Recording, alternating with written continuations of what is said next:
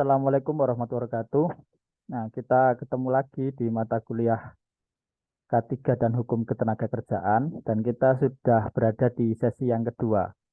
Nah, pada sesi kedua ini kita akan membahas tentang kebijakan penerapan K3. Jadi, sudut pandang K3 dari sisi kebijakan pemerintah.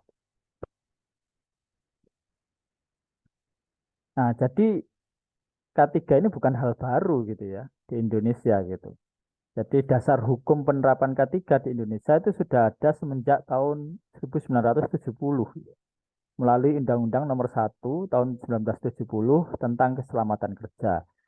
Yang kemudian undang-undang ini diperkuat oleh beberapa undang-undang dan peraturan pemerintah, mulai dari Undang-Undang Nomor 13 tahun 2003 tentang ketenagakerjaan, Nomor 2 tahun 2017 tentang jasa konstruksi, itu tentu untuk bidang-bidang konstruksi ya, dan peraturan pemerintah nomor 50 tahun 2012 tentang sistem manajemen K3 atau keselamatan dan kesehatan kerja. Ya, sebenarnya masih banyak juga peraturan-peraturan lain di bawahnya yang mengatur lebih detail tentang penerapan K3, yaitu peraturan-peraturan menteri, baik Menteri Tenaga Kerja, Pekerjaan Umum, juga eh, Menteri Kesehatan.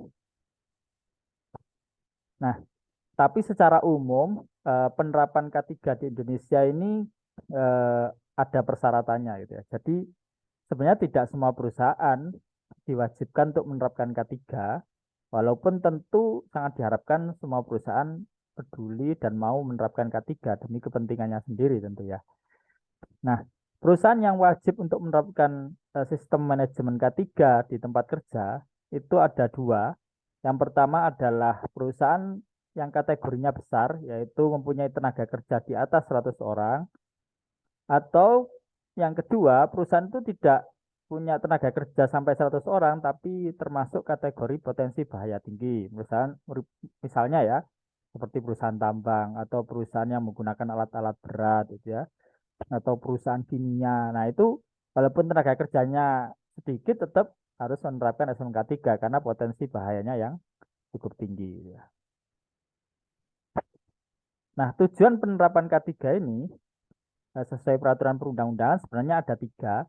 Yang pertama, meningkatkan efektivitas perlindungan K3. Jadi, dengan adanya sistem manajemen K3 di suatu perusahaan, tentu perlindungan K3-nya diharapkan lebih baik karena lebih terencana, terus eksekusi dan indikatornya lebih jelas. Yang kedua adalah mencegah dan mengurangi kecelakaan kerja dan penyakit akibat kerja. Jadi kalau ada sistem yang baik, yang diatur dengan sedemikian rupa, untuk bisa menerapkan K3 dengan baik, tentu harapannya di perusahaan tersebut kecelakaan kerja dan penyakit akibat kerja itu dapat diantisipasi sehingga tidak muncul atau ya minimal bisa ditekan seminimum mungkin, gitu. Terus yang ketiga adalah tentu muaranya adalah menghasilkan tempat kerja yang tidak sekedar aman tapi juga nyaman bagi bukan bagi pekerja saja ya, tapi juga bagi pemberi kerja atau bagi tamu dari perusahaan, karena K3 ini dampaknya kepada semua orang yang ada di dalam perusahaan, bukan cuma pekerja. Jadi bahkan orang luar yang datang ke perusahaan pun harus terjamin keselamatannya. Nah, berdasarkan Peraturan Menteri Tenaga Kerja Nomor 5 Tahun 96, ada beberapa tingkatan penerapan K3.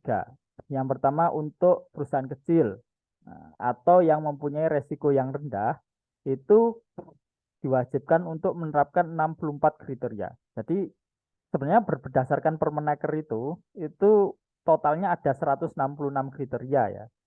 Cuma untuk perusahaan kecil atau yang berisiko rendah itu cukup menerapkan 64 saja. Kalau yang sedang atau berisiko menengah itu 122 kriteria, dan perusahaan besar atau yang berisiko tinggi itu baru diwajibkan untuk penuh gitu, menerapkan semua kriteria yang diatur dalam Peraturan Menteri Tenaga Kerja tersebut, gitu ya. Detail kriterianya tentu saya tidak akan membahas di sini karena akan sangat panjang dan itu akan ada bahasan lain di sesi berikutnya, eh, di sesi-sesi yang akan datang gitu ya. Terutama ketika kita sudah membahas mengenai SMK 3 atau Sistem Manajemen Keselamatan dan Kesehatan Kerja, nanti disitulah detail kriterianya akan kita bahas satu persatu, gitu ya. Nah, Tentu kalau perusahaan itu cuma disuruh saja gitu ya, belum tentu mau menerapkan dengan baik. Maka eh, pemerintah dalam hal ini Kementerian Tenaga Kerja itu menetapkan eh, standar capaian penerapan dan sanksi atau penghargaannya gitu ya. Jadi kan kita itu kadang tidak mau menerapkan sesuatu kalau nggak ada sanksinya, atau kalau nggak mendapatkan penghargaan tertentu ya kita nggak pingin mencapai sesuatu yang tinggi gitu ya. Nah, jadi ketika capaian satu perusahaan itu cuma 0% sampai 59% atau maksudnya di bawah 60%, atau mungkin capaiannya tinggi tapi terjadi pelanggaran gitu ya, maka akan dikenakan tindakan hukum.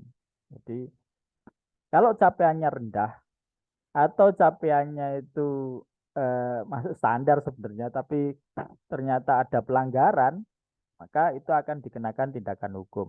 Tindakan hukum di sini sanksinya macam-macam ya, mulai sanksi administratif pembinaan maupun ya bisa jadi proses produksinya akan dihentikan sementara gitu ya, sampai masalah itu terkendali. Contohnya ketika ada fatality gitu, ada kematian, maka otomatis tim dari pemerintah akan datang untuk melakukan investigasi gitu ya. Nah, saat itu pasti akan dihentikan gitu ya, sampai selesai investigasinya dan rekomendasinya apa gitu untuk mengantisipasi agar itu tidak terjadi lagi.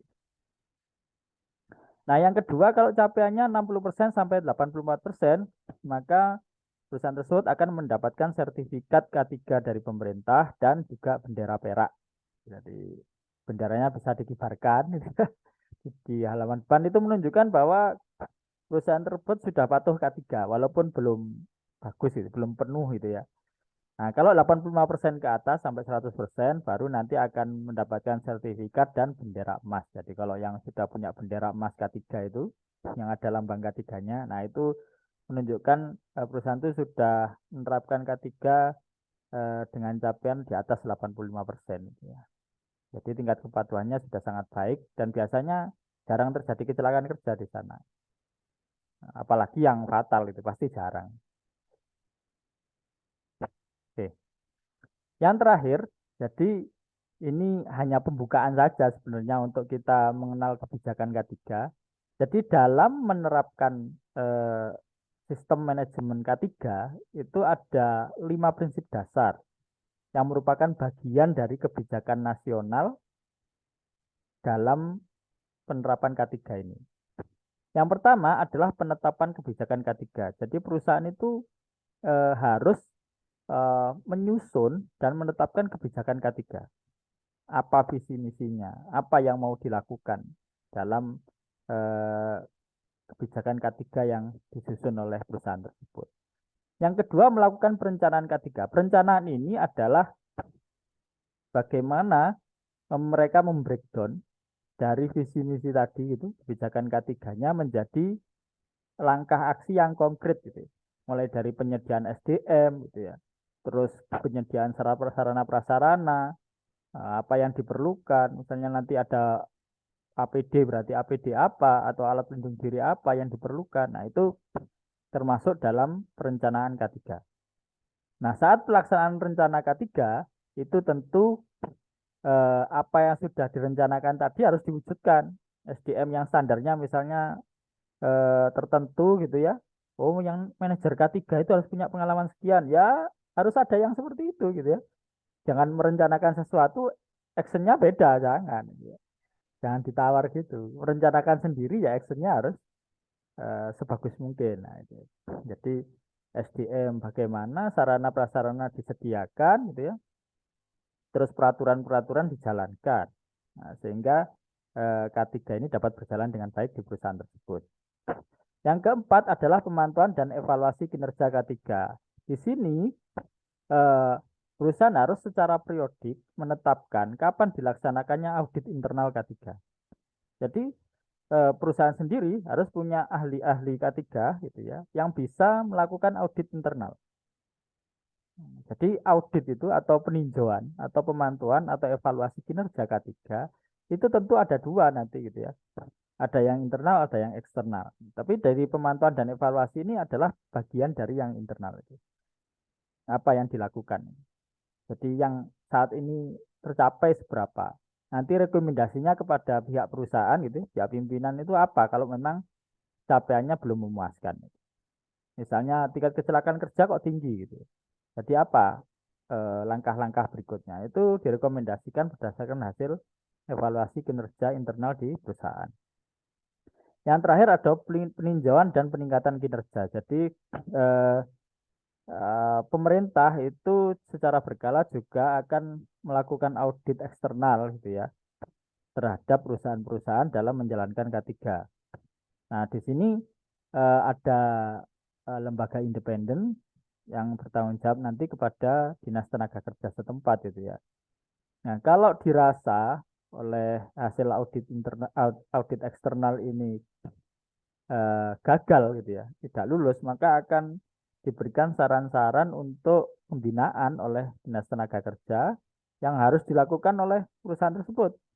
Kalau pelanggarannya tidak besar ya mungkin hanya sekedar dikasih deadline saja gitu ya untuk perbaikan bertahap. Tapi kalau memang kritikal ya bisa berdampak terhadap kecelakaan kerja atau kefatalan ya tentu dapat juga pembinaan itu berupa penghentian proses produksi yang dilakukan oleh perusahaan tersebut secara sementara gitu ya. Nah, sehingga sampai dilakukan perbaikan gitu ya sesuai dengan rekomendasi. Atau kalau masih melanggar juga ya nanti bisa jadi ditutup perusahaannya gitu ya. Jadi sampai ke arah sana lah intinya seperti itu. Oke, saya rasa sekian ya materi kita di sesi yang kedua ini. Semoga bermanfaat. Saya tutup. Wassalamualaikum warahmatullahi wabarakatuh.